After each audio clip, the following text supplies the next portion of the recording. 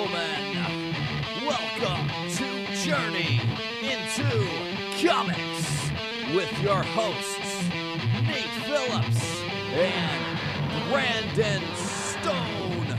I am a god, you dull creature.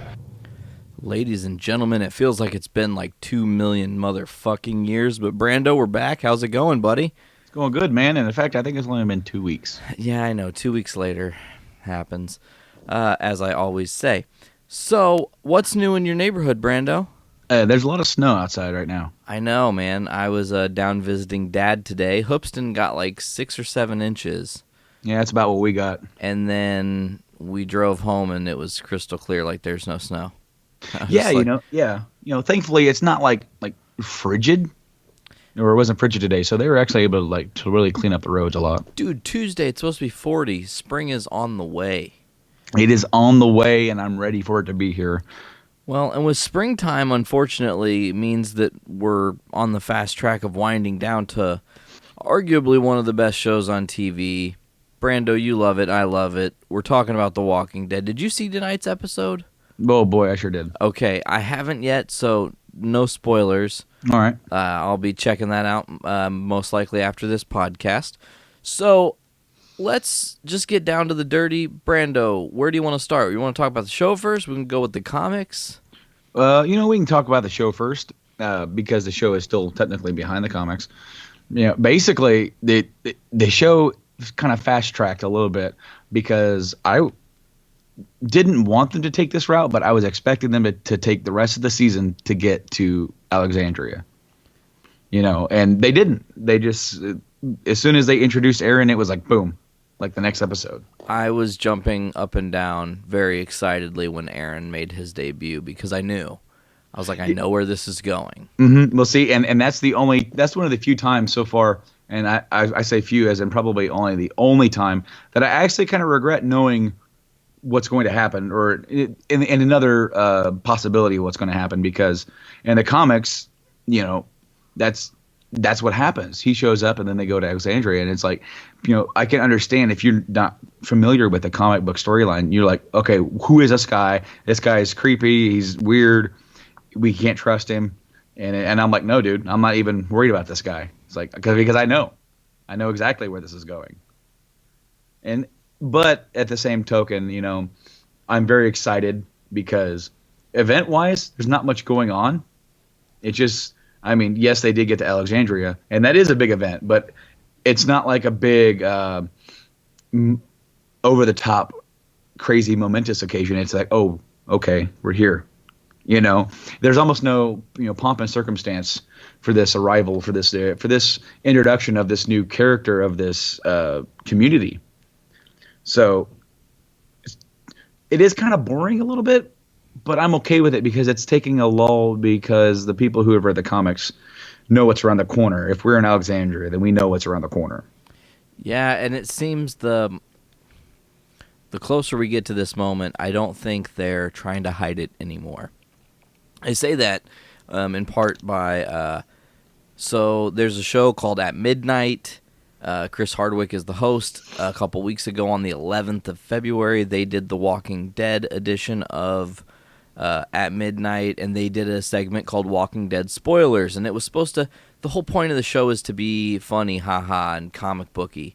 So Walking Dead Spoilers, and it's like, the lady that plays Maggie was like, oh, Daryl Dixon dies, of some sort of broken heart, or just being funny. And then it got to Robert Kirkman, who was one of the players in the game, and he goes, and I quote, "There will be a character named Negan who will be introduced into the show. He will bash Glenn's head in with a baseball bat, and the baseball bat's name is Lucille."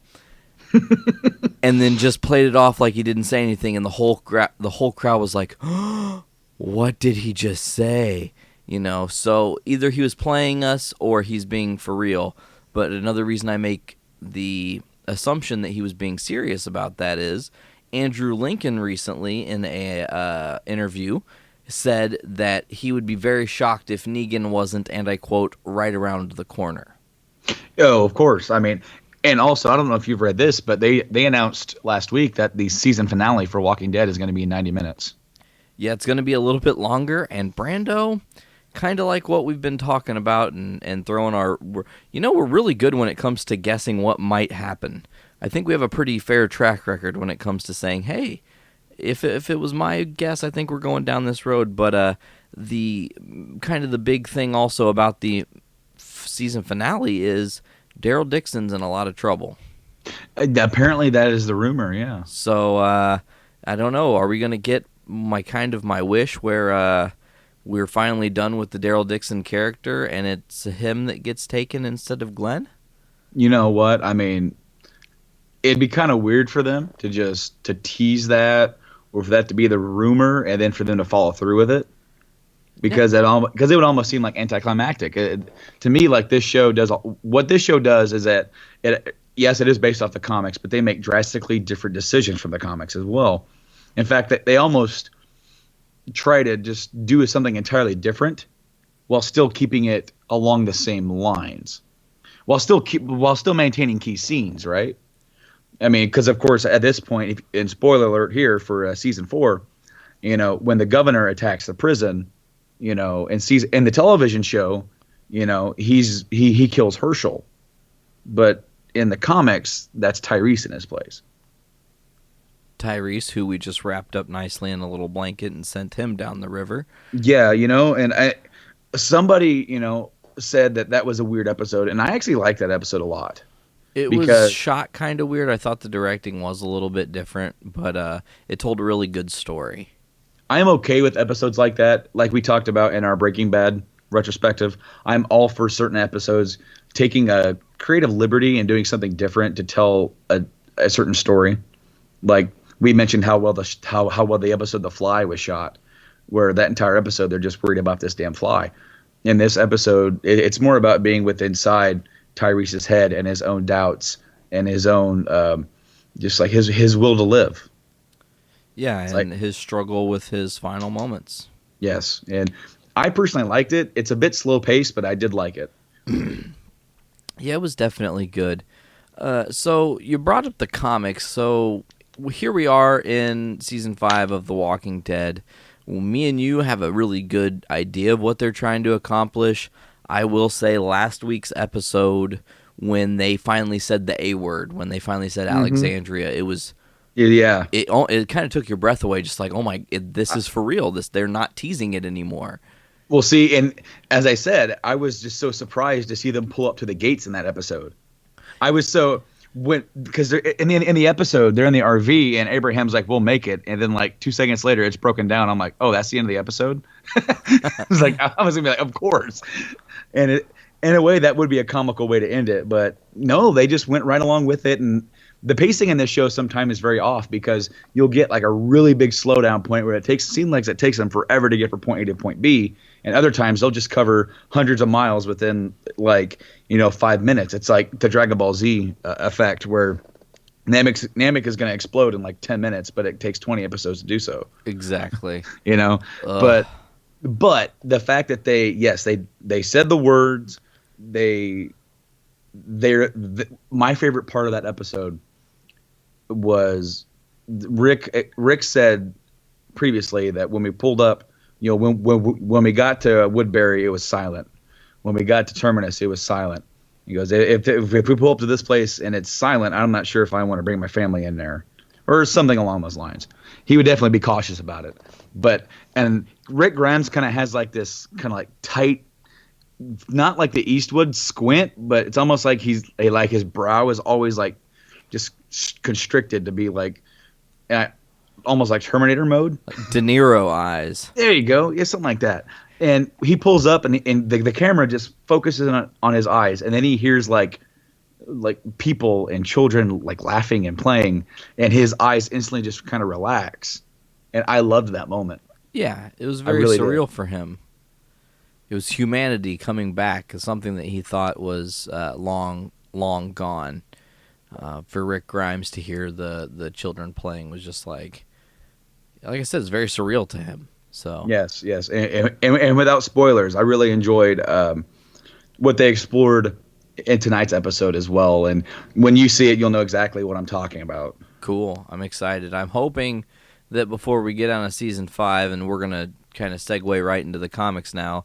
I hope before we get on to season 5, we do also get the introduction of Jesus. I think he is the Paul Monroe character is such a huge pivotal character for the comics, and I think he'd make for great television. So if they're going to introduce him, they may wait until like season 5. Yeah, but because there's only 4 episodes left. Oh my gosh, we're almost to the end already. Yeah, so Jeez. I mean, there's a G's. Yeah, yes, G's may not be coming. In this, he may not have a second coming in this season, but maybe they squeeze him in and introduce him in the finale. But I'm banking on probably they're gonna introduce him in the 5th season. That would be my guess. You mean the 6th season? Oh, 6. Yes, you're right. There we go. Holy crap! This is man. Isn't that weird? We're already in season 5 of The Walking Dead. Dude, this show's about ready to be older than Breaking Bad. I know. That's weird. Very weird. So back to the comics, Brando. It's been a long time since we've talked to Walking Dead comics.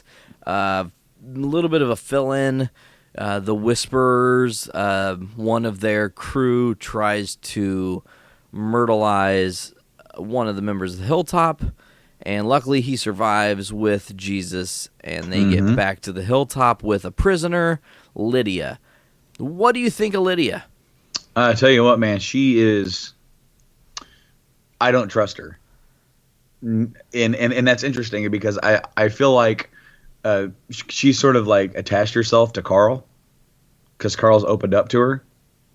I kind of feel like that she is maybe at a struggle for what and who she wants to be. Well, I mean, if she is what her Whisperer members say, she's the leader. You know, this girl who looks 16 or 17 is the leader of this group. Are you kidding me? And to top it off, she is in, seduction mode. She's trying to seduce Carl Grimes, essentially to have someone to go at bat against the Hilltop and say, no, she's good and her intentions are good and we just got to trust her and everything's going to be fine if we just trust this girl. And see, and in a way, I also feel like the way that Carl has interacted with her, I kind of feel like that she has let her guard down a little bit with him. I could also see that too. Like as you said, she's using him, but at the same time, maybe it's not like a full point of I'm just going to use him and then throw him away. Maybe there's something within him that she sees, and that she might be attracted to. So I want to throw a number your way real quick, and we're going to keep on talking about Lydia here, but it just something I want to touch on right fast. Do you know what's been missing for 10 consecutive issues of The Walking Dead? Oh, yes. There's been no Michonne. There has been no Michonne, no Ezekiel, no mention. Yep. No. Nothing. It's been focusing almost entirely on the new communities between the Hilltop and they still call it Alexandria, don't they? Yeah, it's still, Alexandria or the safe place. They just completely overhauled Alexandria, and they kind of changed how it looks. That's kind of why. I mean, it has been a long time since I sat down and read. So when I started reading just recently, the last few issues, there wasn't really much mention of Alexandria. So I'm like, wait, do they still call it that? Yeah, I think that it just kind of is one of those, like I said, it goes without saying. Right, yeah, okay. But then we also haven't seen we haven't seen anything of the kingdom at all. None. So it's definitely interesting because I'm guessing we're going to get a big story soon for the kingdom. I think they can only hold out for so long, Yeah, right. I mean, and if you look at good comics, I keep cutting you off. I don't mean to. Go ahead. I was just gonna say, like, I'm really ready for them to bring back Michonne for the story because she's a character who's really changed and had a lot of growth throughout the entire her entire run for the series, and I'm ready to see what the next step is for her. Yeah, I mean, I agree, and with good comics, there's kind of this divide where you can have a main character, someone who matters, disappear for a while. When, you write their backstory and their rhyme or reason, and their return is that much more important. I mean, there was a time where to have a second appearance of the Green Goblin was just nearly as important as a first appearance. Mm-hmm. So Michonne leaving the group for an extended period of time allows for the mysteriousness behind it, and then now everybody is ripe with anticipation. Where's Michonne? Now you get to play the role where, what if we can take Michonne's story and where she's been, go back to before the time jump, right after they imprison Negan, and build back to where we are now. Yeah. And that's a huge amount of time that you take, deviating from your current story to kind of wrap things up nicely. It's very television-esque is how they would do that, Yeah. Oh yeah. But I'm really excited to kind of see where they go next. Of course, a very, very spoilerific, because of an incident that happened at the hilltop. There's this internal struggle about whether or not to oust Maggie out of power. Well, oust her out of power or drug her to death. Well, I mean, I don't know, man. I think he was trying to be Bill Cosby or something, but yeah. With I mean, I don't Jello know. pudding. It wasn't pudding that she was eating, but No. no, I don't know if she's dead yet. I really don't know if she's dead. No, I think she's in a bad situation, and I think she may be in the process of maybe getting tortured. There's a lot of what ifs, man.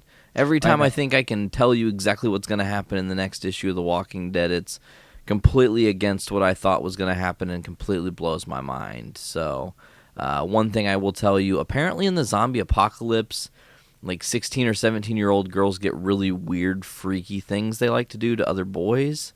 And one of those things is lick eye holes. Yeah, that was weird. But Carl's about to get him some in the zombie apocalypse. Do we have a Teen Mom zombie edition coming on? Oh man, I don't know, but I could definitely see there being a zombie edition Maury, because you've got Sophia. Oh yeah, also true. With Yeah, and she's got a thing for Carl, and so Carl gets all the ladies, man. I'm telling he you, does. Just get your eye blown out of your head, and you'll, light to flies, man. I mean, I guess it's just for I Carl. did like how okay, there was a moment, and I want to say it was in the last issue or the issue before.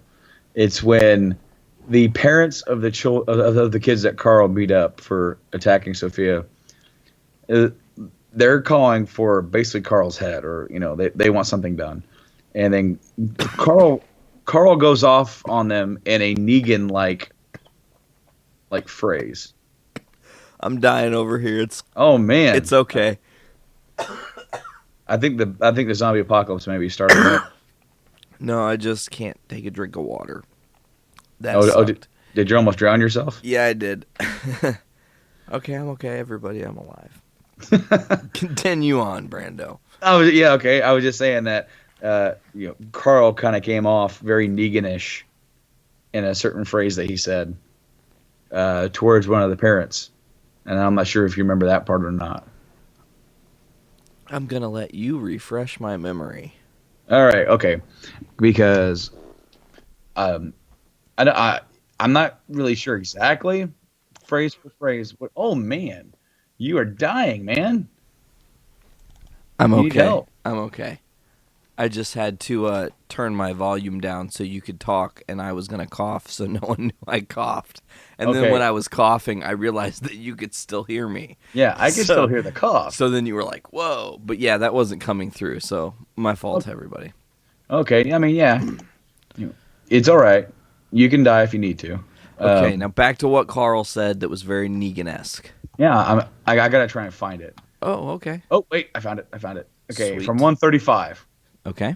Okay. The dad of one of the boys that got beat up is basically calling for action against Carl, saying that he's dangerous. And Carl comes up to try and defend. I was saving my friend, and she would have died. And you want me to apologize for saving her?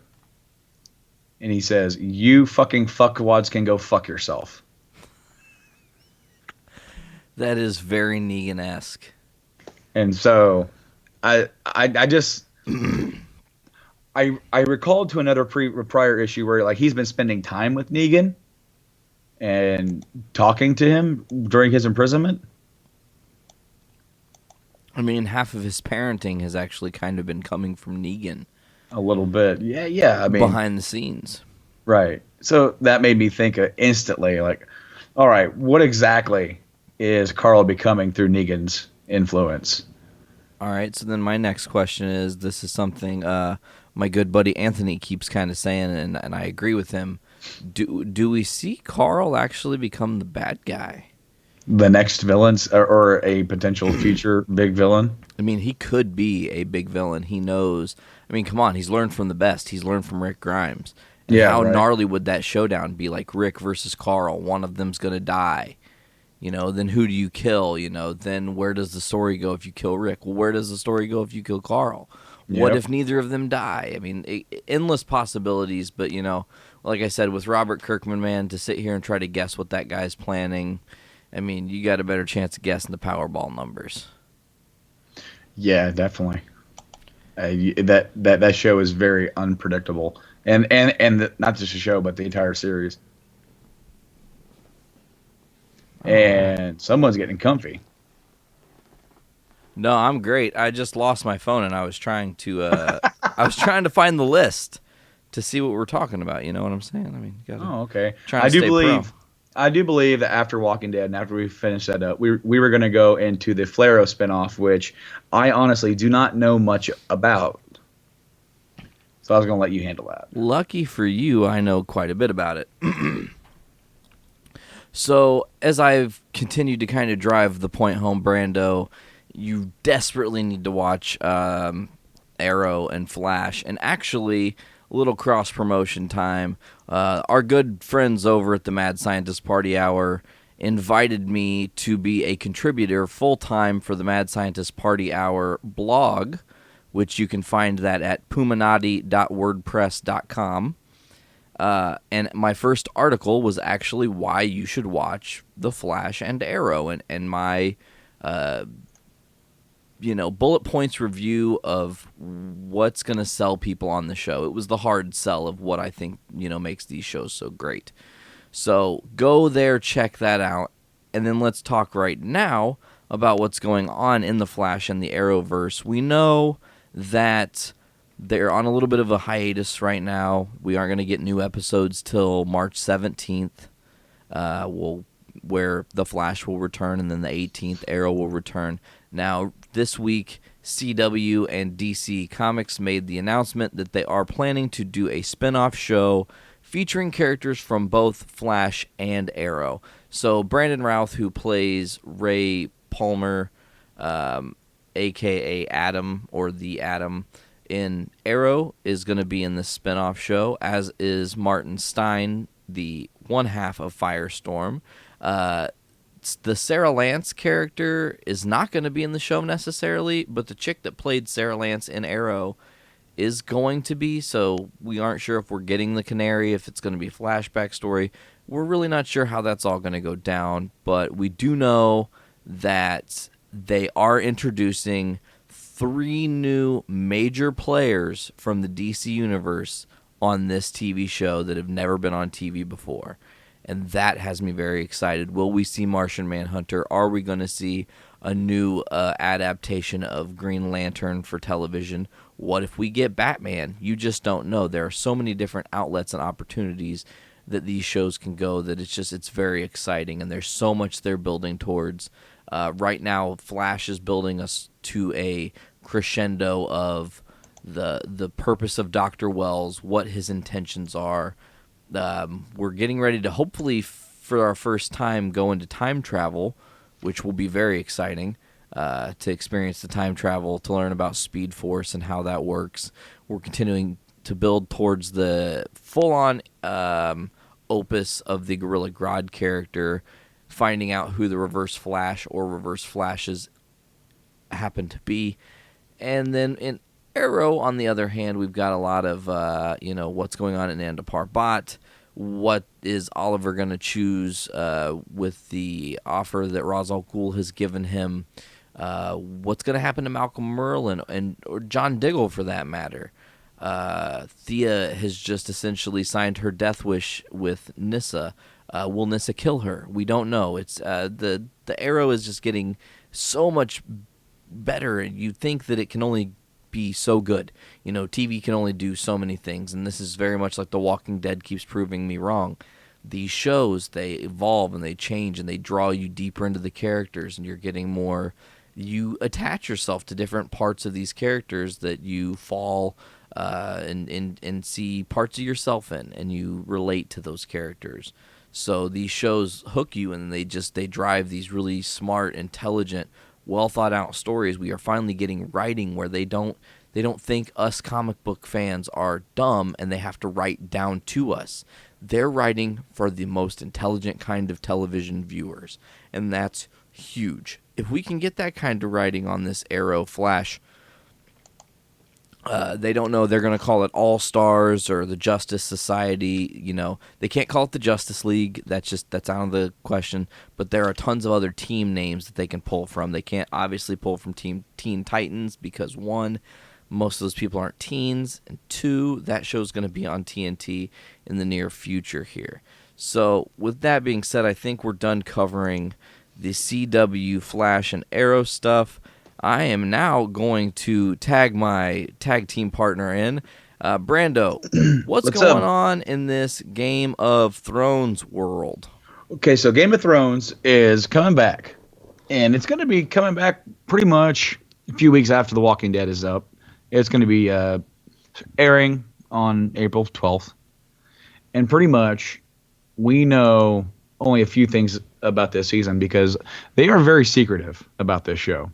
And see, the really cool thing about this is that, okay, they're starting to run out of books to adapt for the show because there's supposed to be 7 books, and we're entering the 5th season. But the way that they've adapted them, the last book, I believe the 5th book, because I think Martin is working on the 6th book, is the 5th book is pretty much the 5th season. So after this, they actually have been given permission to go their entire own way with the series.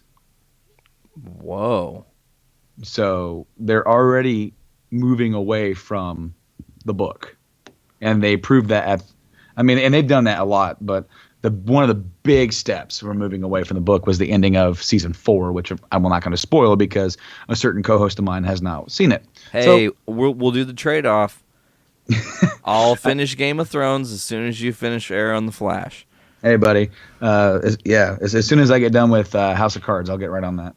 I'm watching House of Cards too now, thanks to you. Oh, well, you're welcome. Yeah, you're welcome, Dick.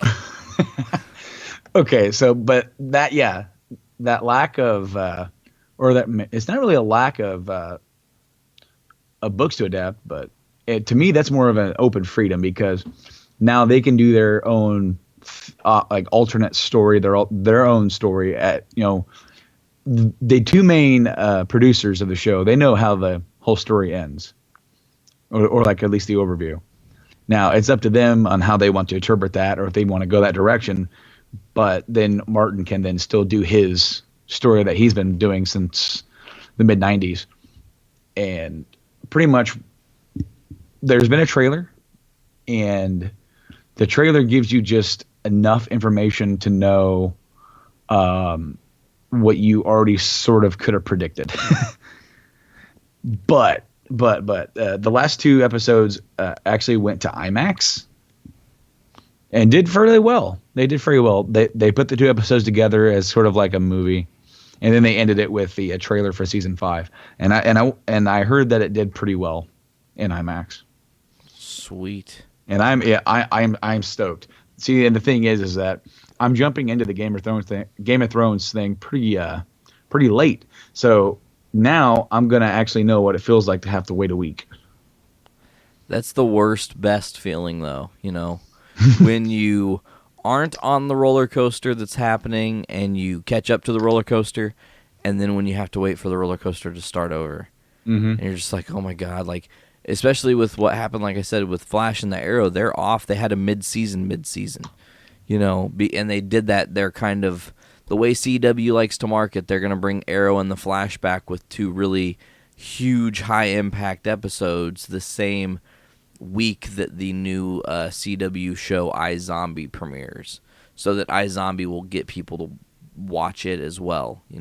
Hey, there's new Flash. Hey, there's new Arrow. Hey, we're going to be running iZombie and then a rerun of iZombie the next night. So you really get a chance to check this show out. And we think you're going to like it, And it's about a comic book as well. And to be quite honest, I will probably give it a chance. I don't know much about the show, but, never know. Maybe they'll impress me. Yeah, and one cool thing that Game of Thrones did is that they signed all of their actors to enough of a deal to finish off the series. I believe everyone signed through the 6th season. I think I'm not sure if they're doing 7 seasons. I know for a fact they're doing 6, but they signed them on. They signed them to the full deal, even if they die. Even if their characters die, they're still going to get what they agreed to. Pretty much, this locks in all those characters for them to be able to use them however they see fit. Because I mean, when you really get to it, man, it's gonna suck. It would really suck if you lost one of your main guys and you had to recast them. With like half a season left to film. Yeah, and this series has recasted a few people in the past. There's been one character, I think he's been recasted twice, but he's not a character that like you really notice too much. Okay. And then there is one character who they introduced him, and then the next season he was recast, and then you definitely noticed that, but then the original actor wasn't around long enough to really give you an impression. Like they pretty much introduced him, then they went forward, and then when they really started to develop the character, they did it with a new actor. So all right. There's a trade-off there. I was like, oh man, they recasted him, and then I just found myself not caring because now instead of like having this new actor fit into a character that's already been established, he gets to be the actor that really establishes the character. Sweet. Yeah, I will Scout's honor. I'll catch up to Game of Thrones. It'll happen. Oh, dude, it's cool. I tell you what, man, life happens. It's not easy to sit down and watch all this stuff and work and do all of our other hobbies as well. So that's very true. You're very, very correct about that one. So I got a question. We had a few big, we do actually talk and spend a lot of time on the, big screen and talking about movies. So we know Spidey's coming back. We called that one. boom. You heard it here, folks. We're the best. Not to brag. Now, Brandon, my question is, who do you think is going to be Spider-Man? Are we going to get Parker? Are we going to get Miles Morales? What do you think the game plan is here if you're Marvel? There's a lot riding on this Spider-Man. Okay. See, there was an article a while ago that somebody said, and I believe, was it Jeff Snyder? Snyder? Not sure how you say his name. But he insisted Spider-Man's not going to be white. But the decision's not set in stone. He proclaimed he's 95% sure. Now, what does that mean? That means that we are probably not going to see a third version of Peter Parker. Therefore, if you're really going to look into that, then the next logical step would be Miles. If you're saying that. You're not going to do a Miguel O'Hara because Spider-Man 2099, it doesn't add up. So you're right when you say that the most logical step is Miles Morales. I mean, yeah, well, I mean that, and plus Miles is really relevant right now. Yeah, I mean, he's on a roll in the comics. He's in all new X-Men. He's got his own series. He's been in Uncanny X-Men. He's been in the Avengers. Almost every major book Marvel's doing, he's somehow been a part of. I think he was also like temporarily a part of Guardians. Like he was in an issue or two. So. Maybe not, whatever. Anyways, I agree. I think Miles is the logical step. He is a kick-ass character, and his origin to Parker is similar. You can just brush on it super quick. You don't have to spend 30 minutes babbling on and on and on about, oh my God, he got bit by a radioactive spider. He learned he had spider powers. Stuff got stuck to him. He didn't want to get stuck to him. Like, 'cause that's in every Spider-Man movie. Oh shit, he grabbed the sink. The whole sink came off the wall. What's he gonna do? But the other thing that's nice is Miles Morales is young. Yeah. He's a younger character. Not only in the Marvel comic universe, his character is drawn as a younger guy with similar problems. And then the really, really nice thing is you could actually introduce Miles Morales, continuously allude to Peter Parker, and it would be 100% logical and canon to then introduce a second Spider-Man who is, in fact, already Peter Parker. Yeah. That I was sort of kind of going under the notion of they've already done two different film versions of Peter Parker, and this is going to allow them to kind of freshen up the Spider-Man feel and character. It's going to allow them to do something new while bringing this, the iconic Spider back into the fold. Because if they did Parker, this would be the third time in like 10 years. Yep. That you would have a Peter Parker Spider-Man, a different Peter Parker, I don't know, to me that's just a bit much, and I would be welcome to a Miles Morales Spider-Man. Donald Glover for Miles Morales. You sounded almost drunk when you said that. My words did not come out of my mouth as clearly as I was hoping them to. I was trying to say, damn it, Donald Glover for Miles. See, it happened again there. Donald Glover for Miles Morales would be awesome. I think the Gambino would make a great Miles. He already plays Miles Morales in the cartoons, so just put him on the big screen. Fuck it, let's do it. Donald Glover from Miles Morales. Yep, the slow edition. Now, how about Danny Glover? Oh, Danny Glover, really old Miles Morales. I'm too old for this. You know what's crazy? You could actually have Danny Glover play Miles' dad, and a little bit of a comic book spoiler, he kind of has a major role in the comic books right now because it's been revealed that Miles Morales' father was an undercover agent of S.H.I.E.L.D. in like the 80s. Ooh. So that would be interesting, and that'd be cool to introduce Glover to the universe. And his partner, his S.H.I.E.L.D. partner could be Mel Gibson. God damn it. I knew you were going to say that too. Oh, Lethal Weapon. Awesome. Awesome. So on the other side, Brandon, DC had some pretty craziness happen since we've been on our break. Yes, dude. They didn't really announce, but I think it was the director. Was it Snyder? That Zack Snyder. Yep. Okay, yeah. He tweeted a picture of Jason Momoa from Game of Thrones. He played Khal Drogo, in full garb for Aquaman. Looks sick as fuck. It does not keep any conventional look of Iron Man. Iron Man. Wow. Okay. Now my words fail me. Of Aquaman, and I love it. I absolutely love it. Anybody who I've said when they say, well, if they're doing a Justice League, who's going to be in it? And I said Aquaman, and they said, what the hell is he going to do? And I'm like, he's going to be badass. And they're like, why? And I said, because they've got Jason Momoa playing him, and I'm pretty sure Jason's agent would not allow him to be cast as a conventional Iron Man, not after his other. You did it again. Oh, Aquaman. What the fuck? Dude, he could kill Stark and become the Iron Aquaman. Oh my god, what? Oh, dude, you're killing me over here, Smalls. Jason Momoa is the Iron Aquaman. He looked like a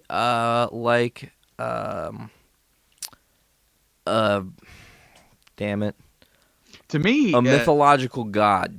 Yes, and okay. I was Poseidon. Thinking of Poseidon. God damn it. I was thinking I was thinking the exact same thing there, but also it also looks like Khal Drogo just has a trident. Okay, yeah, I also saw that too. I To mean, be brutally honest. because he does look the same, but that's okay because I feel like that's really going to change up the character of Aquaman. I feel like it's really going to change up that character and really freshen it up to just kind of get away of the old stigma of what that character is. And when you see this character on screen, I think it's really going to come off as great. I agree, and like you said, his agent wouldn't let him be cast as a conventional Iron Man. But what you meant to say is a conventional, boring, Aquaman. pussy Aquaman. Because the conventional Aquaman, people have a lot of negative stigma. The Justice Friends show in the 70s puts this weird, very homoerotic spin on Aquaman, who all he can do is talk to dolphins. Meanwhile, at the Hall of Justice. Yes. That was awesome. Damn it, you threw me off. No, but dude, he looks great. I'm excited to see this Unite the Seven campaign. Mm-hmm. They've only announced 4 of the 7. Well, 5 of the 7 actually, because they've announced Cyborg, Wonder Woman, Aquaman, Batman, and Superman. So that's 5 of the 7. Who are the other 2? Are you going to say Flash and Green Lantern? I almost thought you were going to say Green Arrow. Yes. they're in TV shows right now. But no, I would like to see a Flash or a Lantern show up. See, and then of course they're going to keep that separate. And while I understand that, it kind of sucks. But I want to see a real good version of Lantern done on the big screen, just like I would like to see a good version of all these characters done. I mean, because we realistically have only seen Batman. We've had the Superman films, but I don't think Superman has been done as good as he could be done. I think Cavill's on the right track. Mm-hmm. We'll just see where he develops. I can already tell you without hearing a line of dialogue that Jason Momoa has won as Aquaman. I am ready to see him in his own solo film, and like I said, he hasn't spoke a line of dialogue or done anything whatsoever. See, I kind of feel like he's going to be like the Thor of the Justice League. Okay, I can see that. Yeah, I don't know. I just get that feeling that he kind of is. He's got his own mythological place that he lives in, where he's the king of, or trying to become the king. The other people don't really go there or don't have access to just go there freely. No. He always shows up, when they need him most. His daughter Ariel is always trying to defy him and go be with that. Oh, good one. He has to deal with singing crabs, and he's all up there. They're dealing with Lex Luthor. Like, what are we gonna do? The planet's at risk. He goes, "You think this is bad? Try singing crabs." They're gonna be like, "What?" They have a totally different image. Bruce flashes back to one night in college. He's just like, "Oh God, no, not again!" And they sing. Holy shit! No, not those crabs, Bruce. Not those crabs. Oh, I'm sorry. Flashbacks. I got the wrong idea. My fault.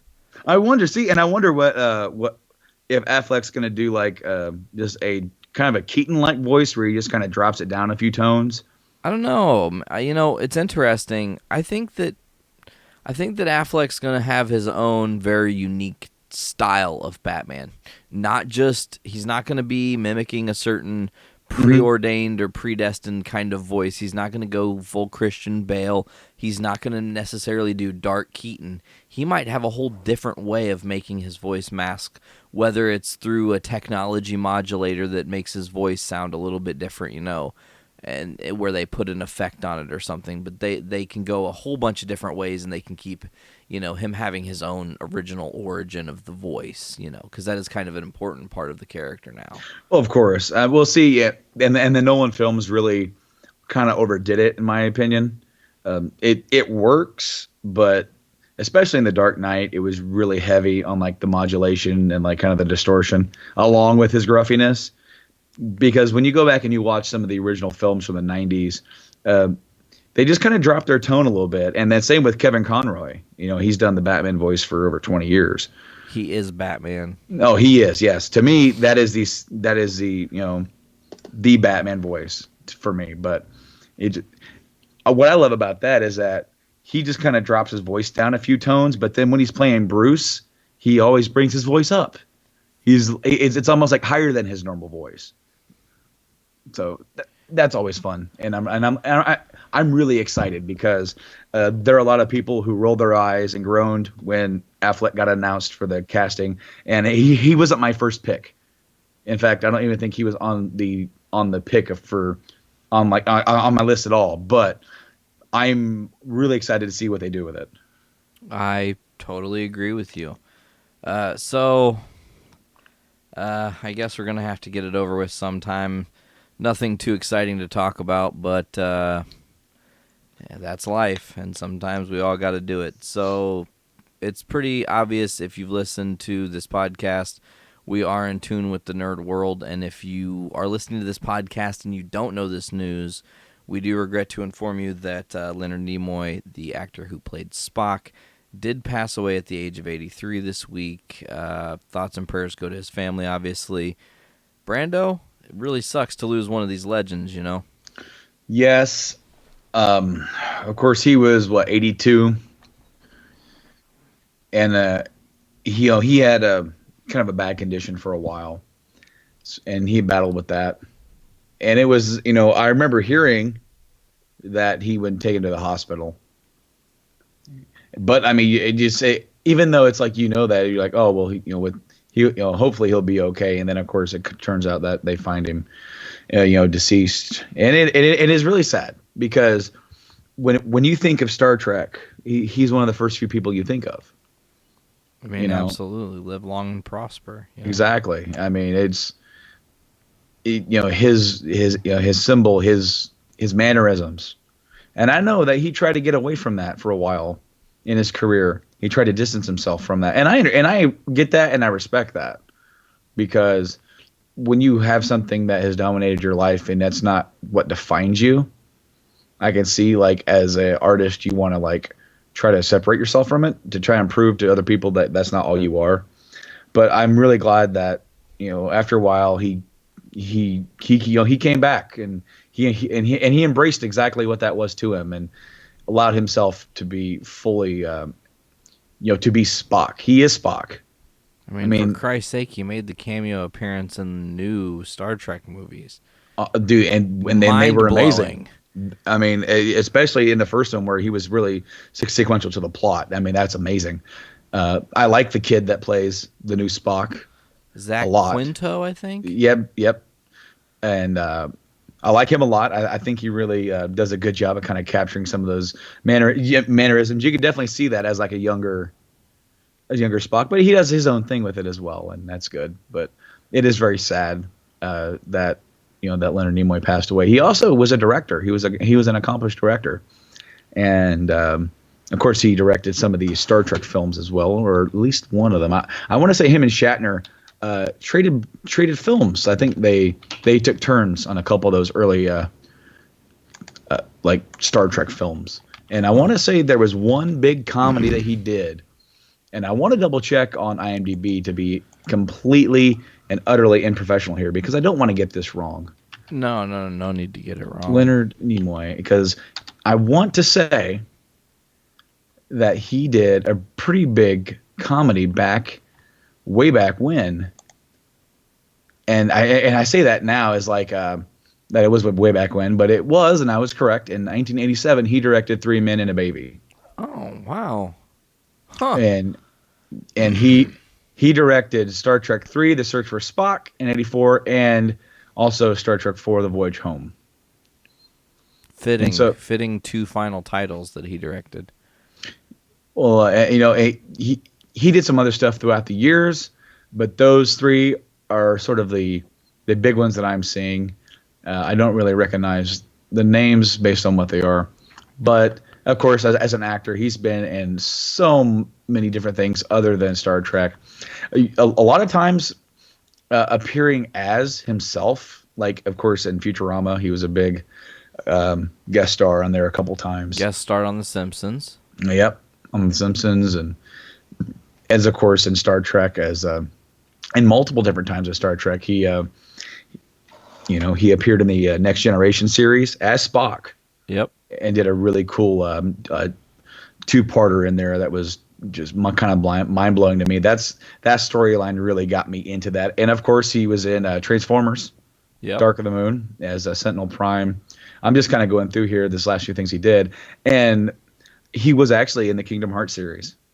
Really? As Master Xehanort. Oh, that's awesome. And so I remember playing Birth by Sleep and going, wow, okay, who is this guy? That sounds like Leonard Nimoy, and I looked him up, and it was. Excellent. But not to be a downer on this, but when I was on the website that gave me the article for the Miles Morales, I saw something to the side that had to do with Nimoy, and I knew we were talking about him today. The Westboro Baptist Church announces intends to picket Nimoy's funeral. Fuck those stupid fucking cunts. Seriously. I don't know. It just okay. I'm for religious freedom, and I don't want to really bog down a podcast supposed to be about fun and entertainment and comics and movies, games, anything like that. And I don't want to bog it down with any political or religious rhetoric. But I'm for everybody having their own freedom. But I don't understand these guys and the way that they want to go picket all these people that did such good in their lives. Well, because they're just trying to get more publicity for themselves, and they're hoping that someone will lash out and hit them so that they can sue and make money. It's all just a scam. Ultimately, all the religious bullshit is just a scam. I mean, they're just such a prime example of that. They're trying to manipulate the system in a society that's very driven by emotions. I mean, it's hard to be an emotionless human, and if someone you loved or cared about, whether they were a soldier who fought in the war or a family member or some celebrity, the Westboro Baptist Church going and picket this and do that. It's so fucking dumb. It's like you could do so many greater things in this world if you just use that negative energy for something positive. There's negativity across, and not just in one thing. It's in a lot of things. There's another news story that, as far as like just using negative press, right? And this was intended to definitely to do that. There was this is in a different topic altogether from Leonard Nimoy, but an up and coming metal band from Indiana named Nuclear Hellfrost. They released a statement. Well, okay, first off, I'm not sure if this was on their Twitter or some sort of social media. They announced they allegedly defaced the grave of metal guitarist Dimebag Darrell, and with the post saying, "I hate Pantera with a passion, and so does the rest of my band. So on tour going through Texas, we decided to pay douchebag Darrell a visit. We spit on his grave, stole a pair of cowboy boots, and I wrote fag on his grave." People fucking suck. Now, you can bet there was a huge backlash against these guys. And apparently one guy from the band, the singer, has come out and said it was just him. He's taking full responsibility for it, and that he didn't defile the grave.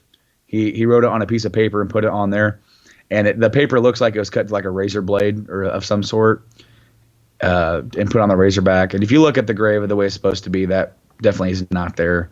So it doesn't look like, just from that picture, that they actually did it. But still, it's ridiculous. If you think that is going to get anybody to want to check you out, like that band just shot themselves in the foot. Yeah, and I knew about this article. Apparently that lead singer's been getting like crazy amounts of death threats and stuff. And I'm not saying that that's right, but well, no, that it's not right. I mean, obviously, but it's just the like you said, the negative backlash is so strong. Yes, that was like the dumbest move you could do. And I kind of feel that with the Westboro Baptist Church thing as well,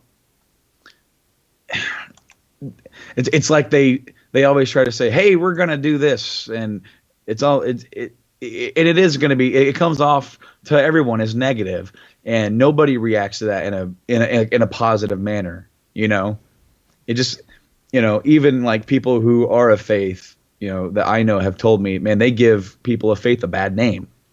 If there are any sort of a religious extremism in America, that's them. No, you're correct. And it just, to me, it's like a waste of time. It's a waste of time, and it's very disrespectful to someone like Nimoy, to someone, to anyone that they want to do this for, to, soldiers returning from combat who, unfortunately passed away, didn't make it. Even if I don't agree with the politics of such, where's the respect for them and doing what they were paid to do, doing what they wanted to do, and then also to their families that they felt, it's. I have no patience or sympathy for anybody who wants to be that disrespectful. Speaking of disrespect, Brandon, let's just sum it up real quick.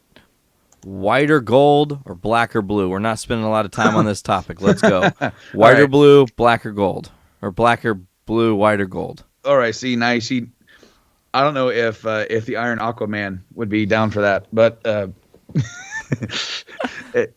me, the dress is blue. Okay, moving on. Next topic. We're talking about no. Because when this whole thing started, it's been blue for me the whole time, and only a few people I know actually see it as white. And I'm not going to argue as to why it's white or blue, but the only thing that I said is that there needs to be a meme on Facebook with Jim Carrey said that's saying the dress is blue.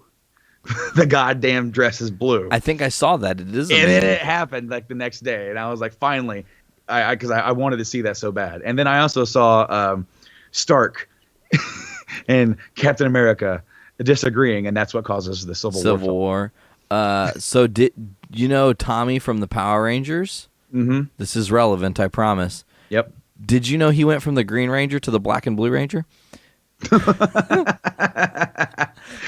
He was also the White Ranger. Yeah, no, I know. Yeah. Yeah, that's what I'm saying, because it was white and gold. Dude, he's just all about changing colors, isn't he? Right, yeah. Okay, anyways, Brandon, because I don't give a damn about that fucking dress.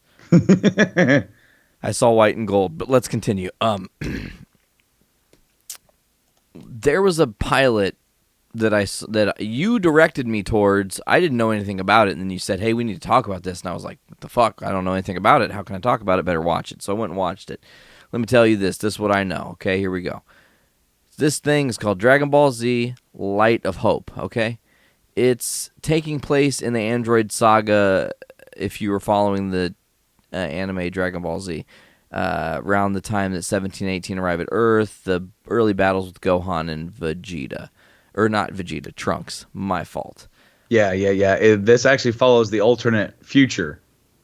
For when all the heroes die, like Goku dies of his from his heart disease, and then no one is prepared for these androids. And when they show up, all of the big heroes go to fight them, and then they eventually meet their end, leaving only Gohan and young Trunks left to fight them. So this is a fan made film or series, I guess you could say. It is a series. It is live action, and it is pretty much what Dragon Ball Z, the anime, could and should have been in live action. And they got that part right. The acting in some parts is a little off. They're not the best actors in the world, but I am willing to forgive that 100% because watching that was absolutely amazing. It was. It stayed really close to the source material. It wasn't a Hollywood wank-off of Dragon Ball Z. I mean, I didn't see the Dragon Ball movie that came out a few years ago. Oh, dude, that would be awesome for us to riff on that. But I heard it was terrible.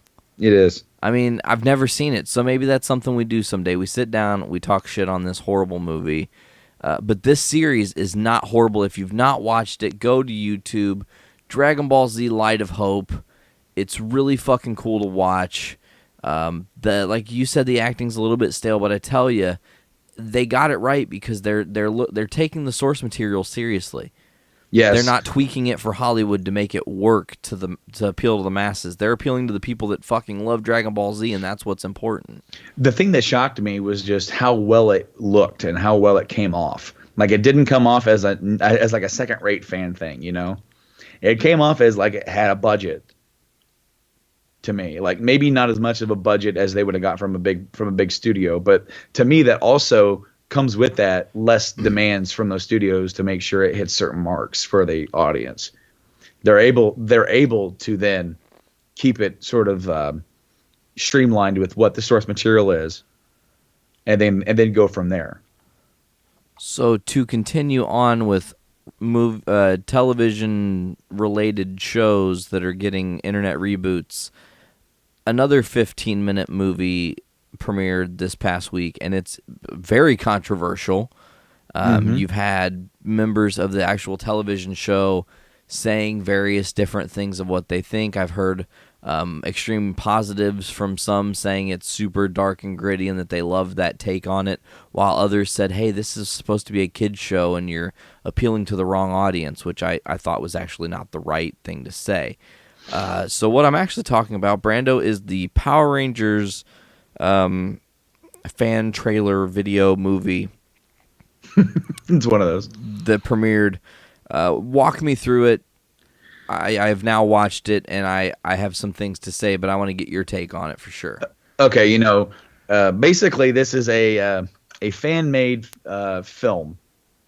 Kind of like, and as you said, it is a dark and really gritty, or rated R. Like, what if the Power Rangers were rated R? So it's pretty violent. There's a lot of cursing, and pretty much the storyline takes place with the Machine Empire taking over the planet. Which, if anybody who watched Power Rangers at all have any sort of recollection, the Machine Empire was the Zeo. Yeah, it was a Zeo. Correct. Series. And so that's when the series could take place. I guess it has something to do with the sort of the destruction of the Power Rangers, and there's only a few of them left. They pretty much hit all of the old key characters, such as Tommy, Kimberly, Jason, Zach, Trini, Billy. They even throw in Rocky, and he betrayed the Power Rangers. And Rocky in this, I want to say, is being portrayed by James Vanderbeek. Yeah, correct. And so, yes, Jason David Frank, who played the Green Ranger and who has been associated with Power Rangers for many years now, he came out and said he really didn't like it because it strayed away from what the series is. And I kind of agree with him. I do think that maybe this going this far, it doesn't need to go that far. Yeah, I mean they said motherfucker a bunch in that, and there was a lot of excessive violence and drug use. I think you can have a heavier Power Ranger themed movie or film without the over excess. I think there is such a thing as like too much, and I think that this was a little too much. It was entertaining. It was really entertaining to watch because I'm an old school Power Ranger fan because I grew up on that back in the day. And it was really neat to see them sort of – it was marketed towards people like me, people like you, us who grew up with that era and who are older now and are more mature. But I do think that since Power Rangers have gone on for so many years and it's still going, that you do need to kind of mass market this thing. I think it can have its kid appeal, just like a superhero film can, like the Avengers. I think if it was done like in the Avengers style, it'd be fantastic. Something that you could take your family to. That's a PG-13, and I think it would come off tremendously. But well, actually, something like this exists, Brando, and I don't know if you're aware of it or not, but there is a Kickstarter for another different take on the Power Rangers called MMPR for Mighty Morphin Power Rangers. Its pilot episode test stuff is up, so you can see like some designs and some videos that they've kind of released. Now, I don't know what happened because it seemed like it was full steam ahead, and I was actually kind of expecting that it would already be out by now, but it still isn't out, so I don't know if they killed the project. But when I had checked it out last year, it looked really great, and I think it's kind of exactly what you're describing, a nice moderate PG-13-esque show, and actually the main villain that they are using for MMPR is actually Zed. And the Zed. guy who voiced Zed is coming back for Zed. That's cool. That's awesome. I do know that was it Saban? Yeah. The guys that owned it, they're the guys that got this Power Ranger video taken down. It was taken down until like today, and now the original video and a edited video that kind of take out some of the more harsher things, they're up because they were taken down off of YouTube and Vimeo because they didn't co-align with what Saban wants that property to be. They're very protective of it, and I understand because they have a brand. That would be like if you or I spearheaded a project to do a really dark, gritty take on Mickey Mouse, and Disney's like, no, you can't do that. I just imagine Mickey Mouse's fucking Scarface. You know? Hey, say hello to the bad guy. Hey, say hello to the bad guy. Yeah. I'm going to smoke some meth. Look at this coke. Minnie, get in here, you bitch. Yeah, so if we were going to do that, there would be several things we'd have to jump through to even get that project to see the light of day. I got a question. What's that? How do you get a scar eating pussy like that? Eating pussy, You know?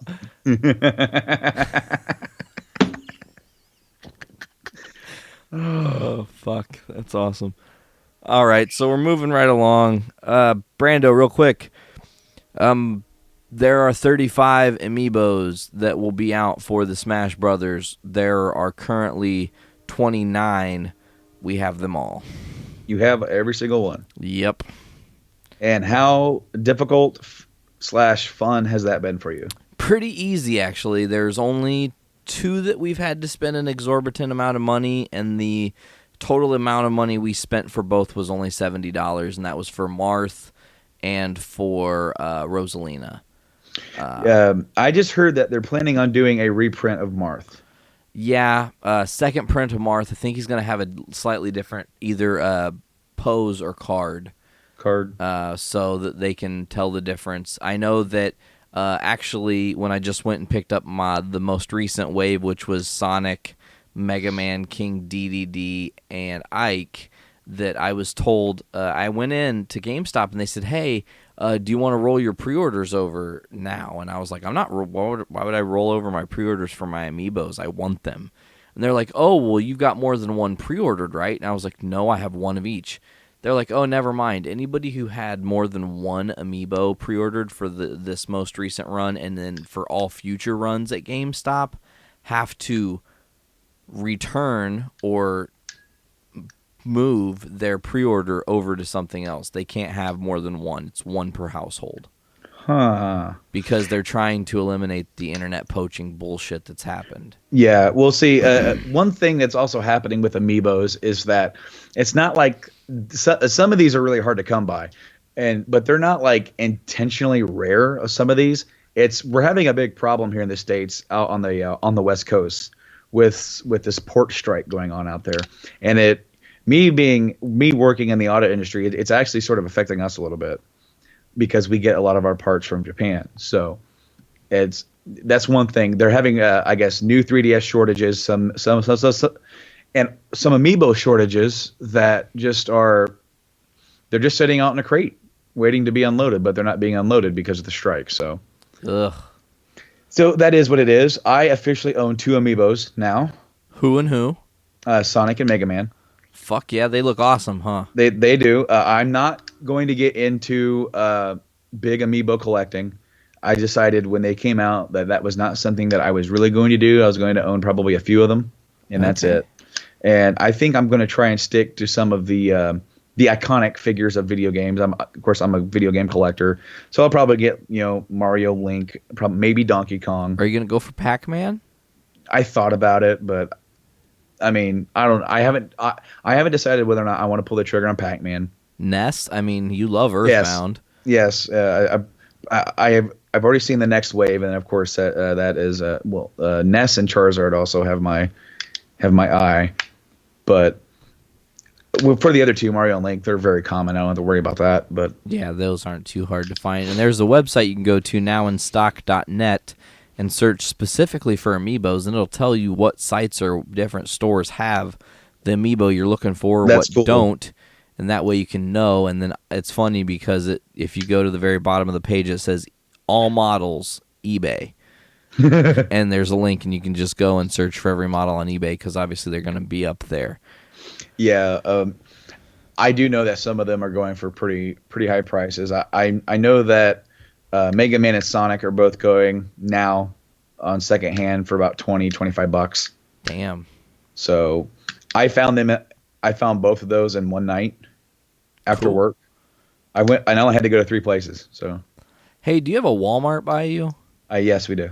Do you think that Walmart would easily be able to, like, would you be easily able to get the gold Mario amiibo that's going to come out that's limited to Well, Walmart only? Walmart's, I don't know. Okay. But I tell you what, if I do happen to get my hand on one, maybe we'll talk. Okay. If you get your hand on 2, we can definitely discuss. We're going to try to hunt and get one as well. It's kind of a needle in a haystack at this point, a gold Mario. Do you know when those are supposed to come out? Here's the deal. This is exactly what I found out. Whatever date Mario Party launches will be the street date in Walmart for the gold gold Marios. So thing is, there are only 3,000 different Walmarts getting them, and I'm not sure. I don't know how many Walmarts there are in the States. So I can't tell you if that's a lot or a little. So that is March 12th when Okay. Mario Party 10 launches. Okay. So next Thursday. Oh, sweet. 10 Because days. the Amiibo street dates are typically on Thursday. Okay. For stores. Now, I have noticed that my local stores. I went in on Friday and they still weren't unpacked yet, or like they didn't update it. And then on Saturday, I had gone in and then they had a whole new stuff put up. And what's funny about this is that I went into one of my local Walmarts and that's where I found Sonic, and they had 4 of them. And then I texted a picture to my buddy Mike, who has appeared on one of my solo casts here. Hey, Walmart 26 has Sonic. He went the next day. When he got up, they were already gone. No surprise. And so he looked for Mega Man as well. I was able to track down both Sonic and Mega Man just going to 3 Walmarts. I found Sonic at the first one. I found Mega Man at the last one I went to. So it worked out pretty good, especially since that I'm not really going to get into it, and there's only a few that I wanted. And from that perspective, I can hopefully just get the ones I want and get out without getting too hooked on getting all of these. Good call. Don't get too hooked. I'm happy we got hooked, and I'm happy we've kind of stayed ahead of the curve. Mm-hmm. The fact that we have Meta Knight and we paid the base price of $12.99 just because we pre-ordered it at Best Buy. That's awesome. Super awesome. Pre-ordering at GameStop has been great. They're really helpful. They call me. My King DDD, I went to pick it up. I picked it up. I look. There's a dent in the card. I'm like, hey, can you get me a better card? And they said, yeah, we're sorry. We know you're a collector. We just didn't look. And they looked, and they said, this is the perfect card. Here you go. That's awesome. So that was nice. So one thing I also have pre-ordered at GameStop is Arkham Knight. I'm so fucking excited. Rated M for mature. Yes, Brando, it is. are you stoked or what? Does the bear shit in the woods? Well, I would hope so. It does, and this game is going to be fucking amazing. I am super hyped for it. They released the new trailer, and it really focuses a lot on kind of keying in the point that Scarecrow is sort of like the main focal point villain, or at least one of the big ones. He's kind of the ringleader, yeah. Yeah, so I mean, and that's awesome because he was such a unique villain for the first game, and then in the second one, he was like an Easter egg. That makes me think if you want to go back and re-answer the question of who one of the best villains in a video game was, Scarecrow is definitely up there. Those were some gnarly boss battles. They were, I mean, and what's cool about that is that those battles kind of changed up the gameplay a little bit.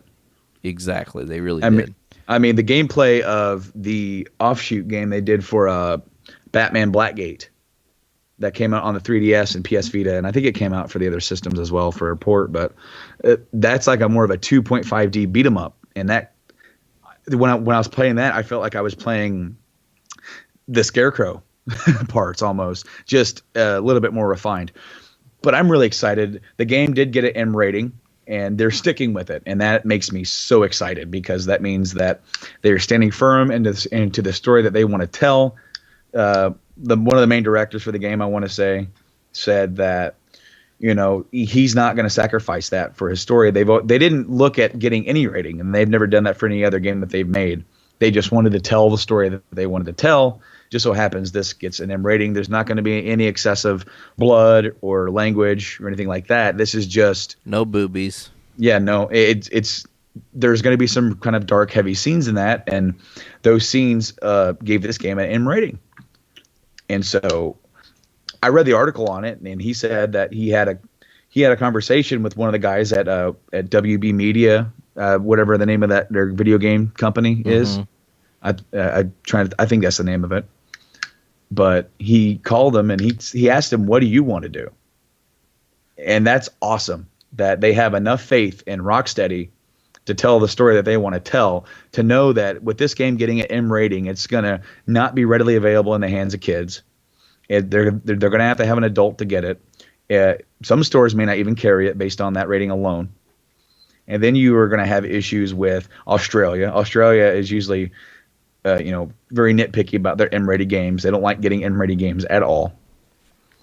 And so for them to be able to say, we're going to not change this game to appeal to the mass market. We're going to tell this story the same way that we have intended to tell it the entire time. And that's the end of it. That has me excited about where this game is going. Absolutely. To quote the trailer, and it just raises the hair on my arms every time, Batman, if you're listening, you've already lost. Just God, Scarecrow, how awesome. Yes, there's this. I'm really excited, and was it June 2nd is when it comes out, isn't it? Yeah, and there was little Easter eggs hidden. There were little codes that people figured out were riddles, and the riddles kind of led back to figuring out certain things that were said or important places in the Batman series, that when you go to the Batman Arkham Knight website, if you type in these certain keywords, it'll bring up a character profile for a person of interest. And the three that came from this trailer were Harley Quinn, Poison Ivy, and Scarecrow himself. So pretty awesome. It was cool to check out. I watched the trailer, and then I saw this article that was talking about the code, and I was like, oh, what's that? So then I clicked it, and then I went and tried them out, and it was pretty neat. Get a little bit of a sneak peek, behind-the-scenes look at these characters before you see them in the game. Sweet. Oh, yeah, I'm really excited. I think I have the limited edition or collector's edition with the statue. Yeah, the statue, but not the Batmobile, because that thing sold out in like 2 seconds. But I fucking hate it. I wanted it so badly. You and me both, man. Ugh. Dick-headed poachers. All right, Brando, I was going to go on a rant here and talk about me being angry at PlayStation, but you know what? Quite frankly, I don't give a damn. It sucks. It's stupid. I'll buy PlayStation Plus and fucking play with my friends. It's not worth it to get that upset about. Okay, but for just a second, you weren't aware that you needed Plus to play with your friends? No, because PlayStation 3 didn't have to have Plus to play with your friends. So I just assumed that they were going to be user-friendly, kind of like how Nintendo is. You don't have to have a subscription, anything to play. Okay. The only thing that you need Plus for is to play with your friends. That's so stupid. Basically, during the announcement back in 2013, yeah, okay. At the announcement, they revealed that the system is not going to have any DRM. It's going to play used games, because that whole thing with the Xbox One was still happening, and PlayStation kind of took advantage of that. So they were announcing all these new things. They were like, and it's only going to cost $400. People are going, oh my god, this is crazy. And they said, and you're going to need Plus to play with your friends. And people went, we don't care, because at that point, while the PS3 is still free to play with your friends online if you have a PS3, they were making the change for the subscription service to if you wanted to interact with your friends, barring some games. I think DC Universe you can play without the subscription. There may be a couple other ones as well that I think ones that maybe make you already have a subscription. Like I don't know for certain on this one, but like Final Fantasy 14 makes you have a subscription, and then maybe a few others like. I think you have to actually buy a secondary in-game subscription for 14 too. Well, see, for 14, you do there is a subscription for 14, but I don't know if you need to have Plus for that as well, because they were saying that they were going to work with people who already are paying a subscription. Oh. So if you're already paying the subscription to Square to play 14, I don't know if that's true for 14, so please don't quote me on that. But I do know that, especially I do know that DC Universe is this way, that you do not need Plus to play on that game. And because I mean that game is free now, but it used to be subscription only. And so they were. Then we have Elder Scrolls Online coming out. That's a subscription base. I know that one. You don't need PS Plus to play that, but to play any conventional multiplayer, you do need Plus. And I've been a Plus member for quite a while, so it was never a deal. I know that a lot of people when they switched over from the 360, it wasn't a big deal because they've been paying Xbox Live for, forever, for eons. So it pretty much has become the norm. And in the middle of all that positivity, Sony kind of just slipped that one in, and people at that point didn't care, because at least they were going to be able to get a system that on every other level was just like the system that they had wanted or had, not the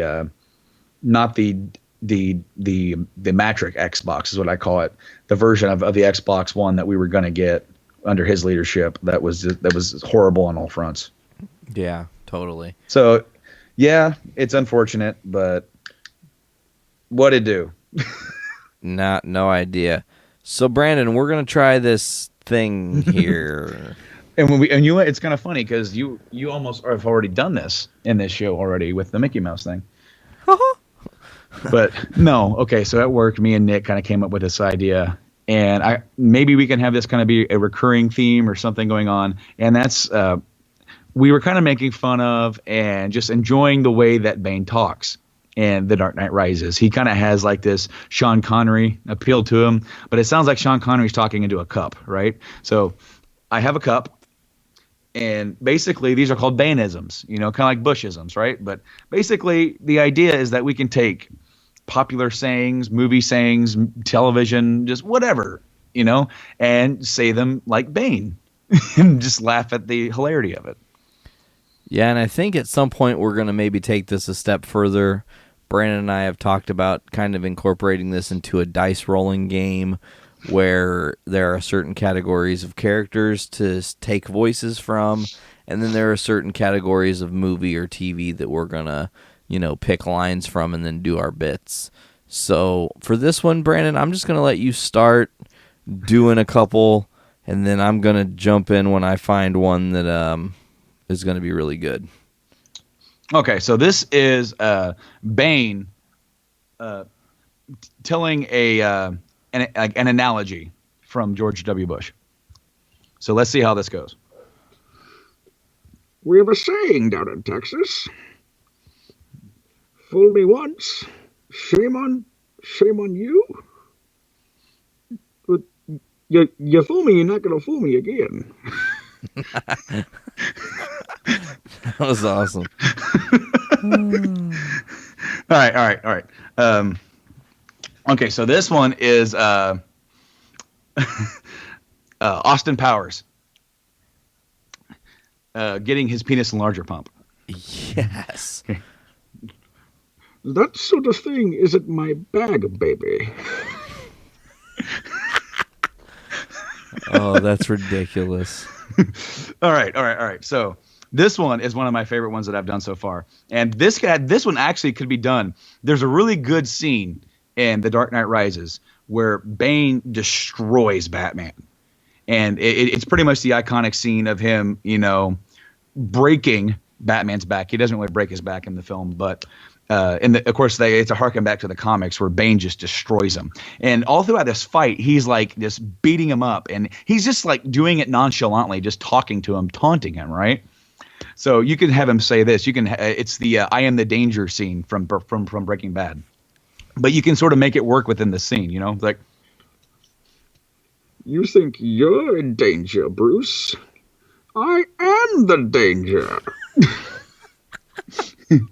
and of course, Bane has his back to him, right? So Batman walks in and goes, "Who are you?" He's like, You know who I am. he's like, "You're Bane." You're goddamn right, Mr. Wayne. Oh, I love it.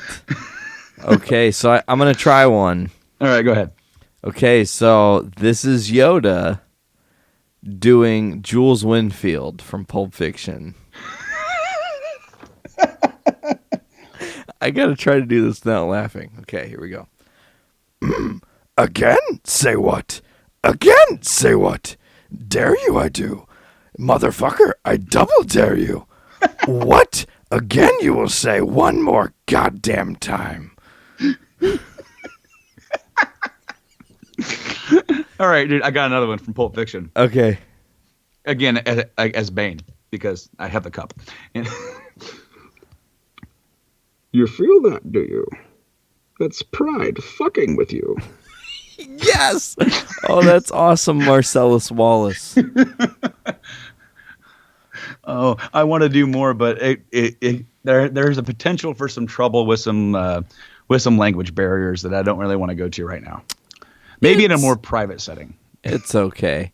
We'll continue to play around with this game. I think this is going to make for something pretty epic. I don't know what's on the landscape in the next couple weeks, Brando. I know that I guess we can go ahead and tell them right now that we have an action-packed March. Yes. Really, it won't ramp up until the last couple days there of March, but there's going to be a lot of action happening. There's a lot going on for those, and then like those 2 days at the end of March. What we're trying to plan, Brando and I have discussed, we might do a post Hall of Fame, WWE Hall of Fame award show, and then we might, and hopefully we'll most definitely be able to do a post WrestleMania 31 show. All in the same weekend, release on each day, respectively. So a lot of content coming up. We're going to be working a lot on our YouTube channel where you can check Brando out. Just go on YouTube, search for Journey into Comics. Instagram at Journey into Comics. On Twitter at JIC Podcast. Facebook, you can check us out at Journey into Comics Podcast. Check us out at Podbean, journeyintocomics.podbean.com. That's where you can actually listen to this. We are on iTunes, correct, Brando?